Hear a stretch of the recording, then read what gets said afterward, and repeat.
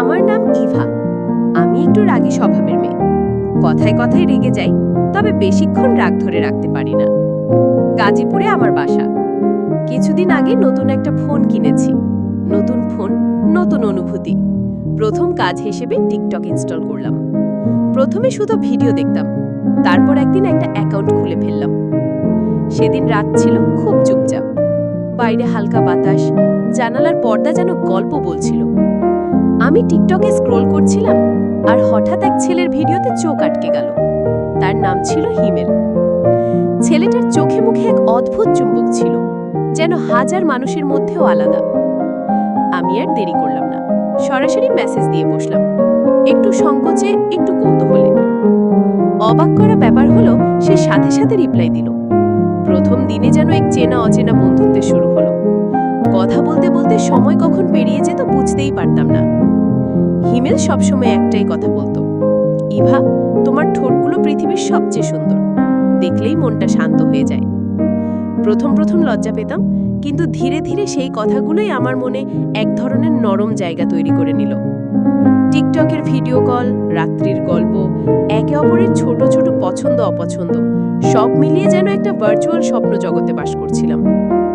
3 সপ্তাহ পর একদিন আমরা সিদ্ধান্ত নিলাম দেখা করব। আমরা গাজীপুর শহরের একটা পার্কে দেখা করলাম। হিমেল এসেছিল লাল শার্ট পরে, আর আমি নীল জামদানি।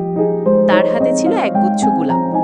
সে আমার চোখে চোখ রাখতেই বলল, লাইভে তো তোমাকে দেখেছি অনেকবার, কিন্তু সামনে থেকে দেখা, এটা একেবারে অন্যরকম।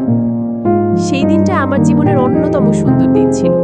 আমরা অনেক হাঁটলাম, কথা বললাম, ছবি তুললাম।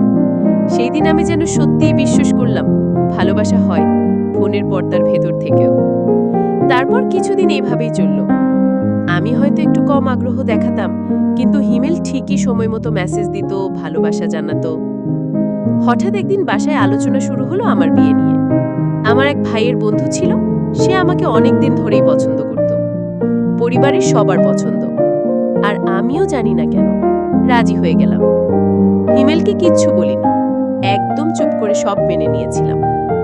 বিয়ের দিন হাসি খুশির মধ্যে কাটলো।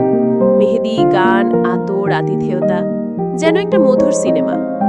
কিন্তু সেই রাতেই, যখন আমি নিজের রুমে নতুন জীবনের ভাবনায় ব্যস্ত, তখন ফোন বেজে উঠল। অপরিচিত এক মেয়ের কণ্ঠে। তোমার নাম ইভা তো? আমার ভাই হিমেল, সে তোমার প্রেমে পড়েছিল। আজ সে আর নেই, তুমি জন্যই সে পৃথিবী থেকে চলে গেছে। তুমি কেন করলে এমন? তার অপরাধটা কি ছিল? আমি স্তব্ধ হয়ে গেলাম, কিছুই বুঝতে পারছিলাম না।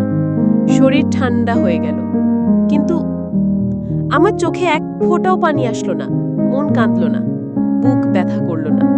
আমি নিজেই বুঝতে পারলাম, আমি তাকে হয়তো ভালোবেসেছিলাম, কিন্তু হৃদয়ের পুরোটা দিয়ে না। তবুও মাঝে মাঝে সেই ভিডিওগুলো দেখি, যেখানে সে আমাকে বলতো, তোমার ঠোঁটগুলো এত সুন্দর, যেন আলাদা একটা কবিতা। তার সেই হাসি, আমার ছবি তোলার সময় চুলে ফুল গুজে দেয়া, পার্কের বেঞ্চে একসাথে বসে থাকা, সবকিছুই আজ শুধুই স্মৃতি। আজ আমার একটা সংসার আছে, একটা ভবিষ্যৎ আছে। কিন্তু হিমেল, সে রয়ে গেছে শুধু একটি অতীত, একটি অপ্রকাশিত অনুভূতি, যেটা কখনো কান্নায় বের হয় না, কিন্তু রাতের নীরবতায় অনুভব করা যায়।